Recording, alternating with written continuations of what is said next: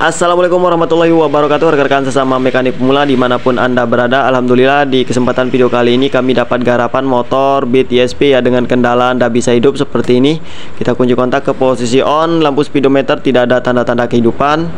Kemudian di bagian baterai sudah kita cek ya. Nah, seperti ini kondisinya, baterainya baru nih rekan-rekan ya. Keterangan dari ownernya kemarin baru 3 hari ya, motornya ini masuk bengkel dengan problem yang sama, ndak bisa hidup. Di engkol juga katanya ndak bisa hidup, tapi si ownernya malah disuruh ganti aki ya atau baterai ya sama bengkelnya. Nah, padahal kalau normalnya untuk motor Beat ESP generasi yang ini ya, Beat ESP tahun 2017-18, biar tanpa aki pun motornya bisa hidup ya, caranya di engkol. Tapi di sini kita engkol pun tidak bisa hidup nih untuk motor Beat ESP ini ya. Oke, langkah pengecekan awal kita cek dulu di bagian strum baterainya ya, apakah masih ada atau tidak seperti ini. Kita gunakan tes pen DC, ternyata untuk strum di bagian baterai ini berkurang ya, atau mau habis nih karena lampu tes pen DC nya nyalanya redup ya. Oke, ini saya tes aki punya saya ya, yang normal seperti ini. Untuk nyala lampu tes pen DC nya terang seperti ini. Oke, nah ini punya si ownernya yang katanya baru seperti ini sudah ngedrop lagi ya. Nah, ini yang punya saya masih bagus. Ini coba mau saya pasang dulu di sini ya. Nah, untuk ngetes apakah motornya bisa hidup atau tidak, kita pasang aki normal seperti ini. Oke, kemudian kita tes hidup untuk motornya. Oke, ini untuk aki si ownernya memang baru ya. Oke, kita pindah dulu ke sebelah kiri ya. Kita tes hidup untuk motornya. Kita kunci kontak ke posisi on, lampu mil masih nyala. Oke, sudah nyala seperti ini ya. Indikator speedometer juga sudah nyala. Coba kita engkol ya untuk motornya. Oke, kita kunci kontak ke posisi on, fuel pumpnya juga dengung.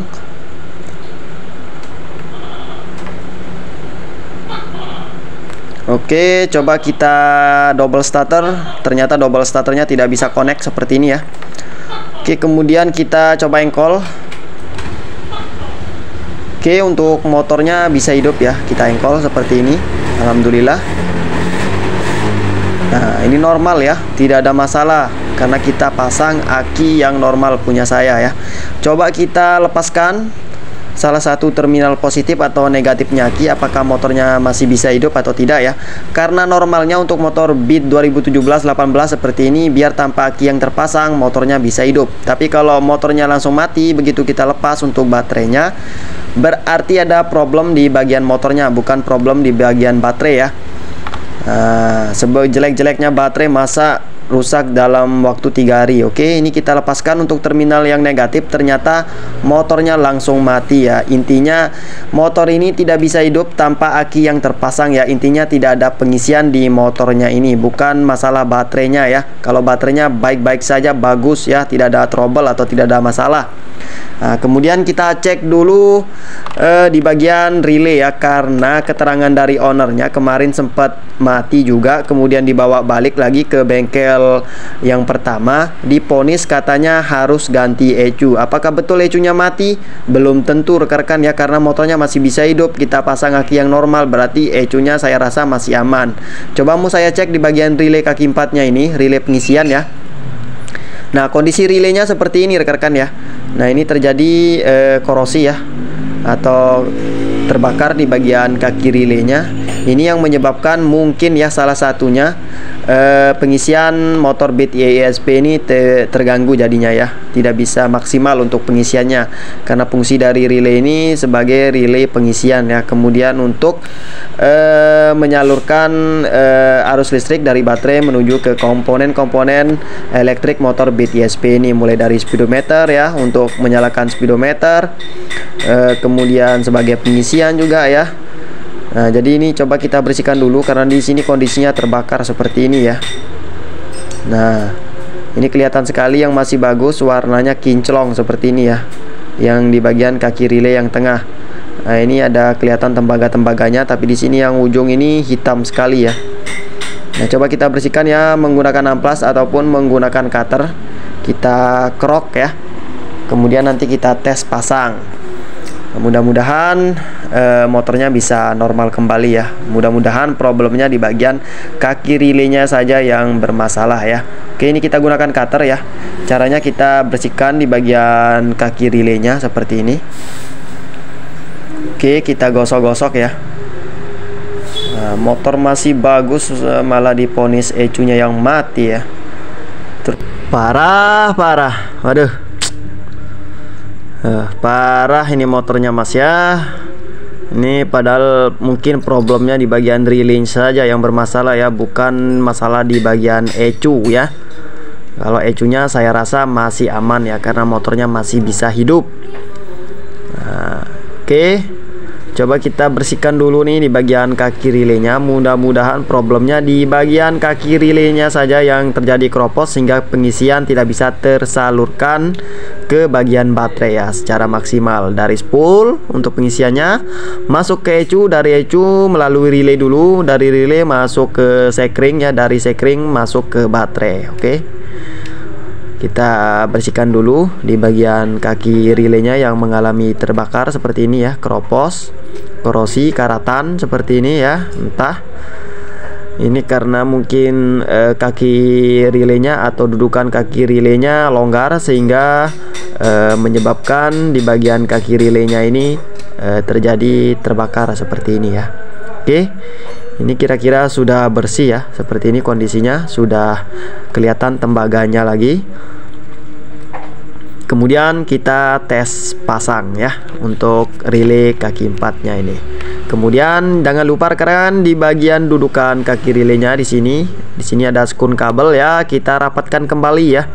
Nah, kalau memang terjadi keropos juga di sini, alangkah baiknya dibersihkan juga ya. Caranya dicongkel-congkel seperti ini menggunakan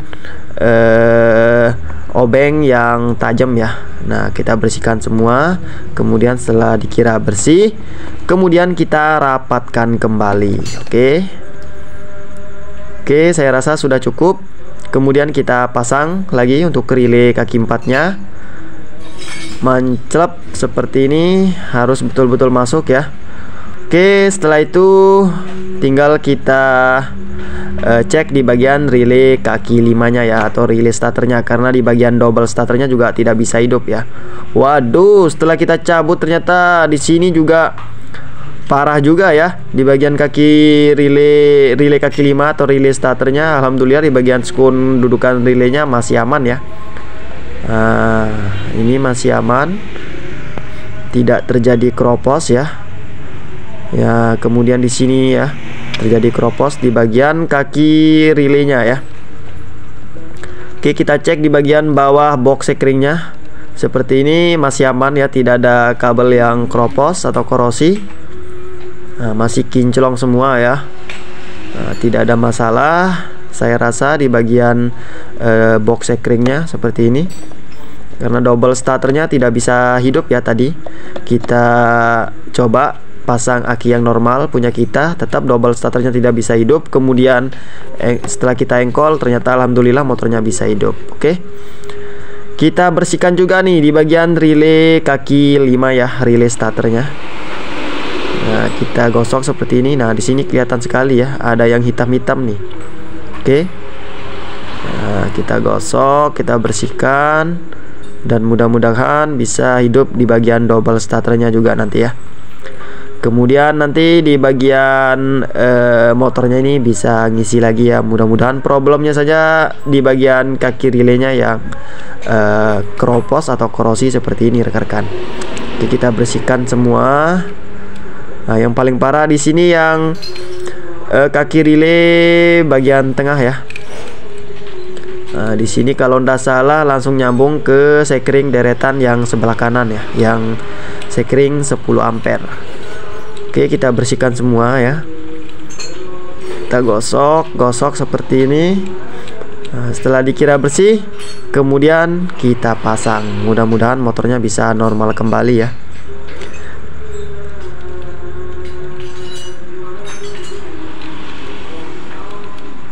Oke, saya rasa sudah cukup ya. Nah, yang belum di sini yang tengah ini yang agak susah ya, karena kondisinya di tengah nih rekan-rekan ya, jadi susah kita kalau mau bersihkan ya, tapi coba kita bersihkan pelan-pelan. Oke, yang penting untuk ujung atau ujung tembaganya ini bisa kelihatan kinclong kembali ya. Seperti ini kondisinya, sudah kita bersihkan semua. Coba kita pasang lagi. Oke, sampai betul-betul mentok ya. Nah, kemudian kita tes hidup untuk motornya ya. Kita kunci kontak ke posisi on seperti ini. Nah, ini alhamdulillah untuk motornya bisa hidup langsung ya, tanpa aki yang terpasang. Nah ini, oke, ini normal ya, kita langsung geber-geber, tidak ada masalah untuk motornya. Kemudian kita cek pengisiannya. Caranya kita gunakan tes pen DC, kita tempelin ke ujung terminal negatif dan positifnya aki seperti ini. Nah ini sudah ada langsung pengisian ya, tanpa baterai yang terpasang. Oke. Nah, normalnya seperti ini ya, biar tanpa baterai, biar tanpa aki yang terpasang, motornya bisa hidup. Caranya di engkol. Oke, coba kita pasang aki kita dulu untuk ngetes double starternya, mudah-mudahan bisa hidup ya untuk double starternya. Oke, kita tempelin seperti ini saja dulu. Kemudian kita kunci kontak ke posisi on. Kita tekan untuk kabelnya karena kita baut ya. Nah ini alhamdulillah untuk double starternya langsung bisa hidup rekan-rekan ya. Nah, berarti problemnya bukan di bagian ECU rekan-rekan ya, melainkan di bagian kaki relaynya yang terjadi keropos ya, atau korosi karatan, sehingga pengisiannya tidak bisa tersalurkan secara maksimal ke bagian baterai, sehingga baterainya tetap ngedrop saja. Kemudian di bagian motornya juga otomatis tidak bisa hidup ya, karena tidak ada pengisian untuk motornya ini. Oke, ini motornya sudah normal kembali ya. Kemudian kita pasang untuk aki yang bawaan motornya ini, yang baru ini. Kemudian kita hidupkan ya selama 20-30 menit. Kemudian mudah-mudahan nanti bisa ngisi sendiri ya untuk baterainya ini. Mudah-mudahan masih bagus untuk baterainya. Oke, ini sudah kita pasang ya aki bawaan motornya atau aki si ownernya seperti ini. Sudah kita baut ya terminal negatif dan positifnya aki. Kemudian kita kunci kontak ke posisi on. Lampu indikator speedometer tidak ada yang nyala ya, karena kondisi baterainya sudah ngedrop ya. Oke, ini kita hidupkan. Motornya langsung bisa hidup normal ya, kita engkol seperti ini. Kemudian nanti kita diamkan untuk motornya supaya bisa ngisi dulu ya untuk baterainya. Nah setelah normal nanti double starternya bisa hidup, baru kita pasang untuk penutup box baterainya ya, atau penutup baterainya. Oke, ini kita diamkan selama kurang lebih 20-30 menitan ya. Nah kalau memang aman nanti baru kita pasang semua untuk penutup baterainya ya. Oke, kita diamkan saja seperti ini ya. Waduh, motor bagus-bagus malah diponis ECU ya yang mati. Ini untuk penutup baterainya nanti kita pasang setelah motornya bisa ngisi normal kembali. Untuk double starternya mudah-mudahan nanti bisa hidup lagi ya. Oke, motor bagus-bagus seperti ini malah diponis ECU yang bermasalah ya. Padahal ECU-nya tidak apa-apa, penyakitnya sepele rekan-rekan. Oke, tapi kalau anda teliti juga mumet ya, pusing. Oke, coba kita lepas untuk terminal yang negatif. Apakah tetap masih aman untuk pengisiannya?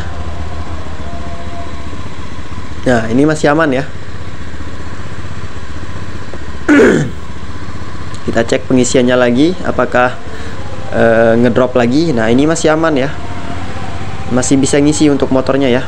Saya rasa untuk ECU-nya tidak bermasalah ya, karena ECU-nya kan satu set sama regulator ya. Istilahnya CDI sama kiprok digabung jadi satu. Kalau kiproknya yang bermasalah otomatis harus ganti ECU. Tapi saya rasa di sini untuk ECU-nya tidak ada masalah ya, aman-aman saja. Oke, kita pasang lagi untuk terminal yang negatif supaya baterainya bisa ngisi lagi ya. Mudah-mudahan. Sayang ini baterainya ya, karena masih baru 3 hari sudah ngedrop lagi ya.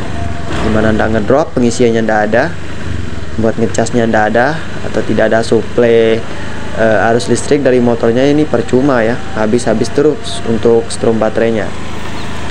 Oke, ini kita diamkan dulu ya selama kurang lebih 30 menitan ya, atau setengah jam. Nanti kalau sudah bagus, sudah bisa ngisi lagi untuk baterainya. Kalau memang masih normal untuk baterainya, kita hidupkan motornya selama 20-30 menit, langsung bisa ngisi sendiri ya untuk baterainya.